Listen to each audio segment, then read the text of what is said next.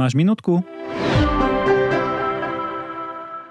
Čo pre teba znamená spísanie pracovného úrazu?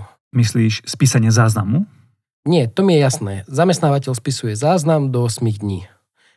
Ja skôr narážam na to, že mal som takú skúsenosť, kde mali veľmi stručný opis úrazového deja a rýchlo urobili záver. A s tým teda nie som stotožnený. Ako to máš ty?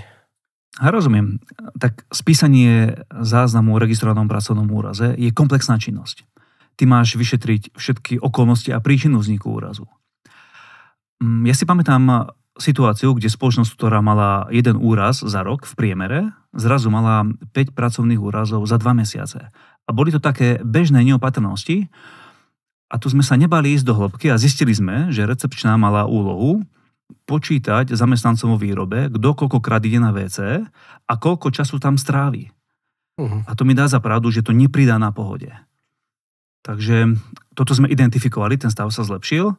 Ja odporúčam, treba ísť do hĺbky, nebyť povrchný a ísť komplexnejšie v rámci spisovania záznamu o registrovanom pracovnom úraze. OK, ďakujem.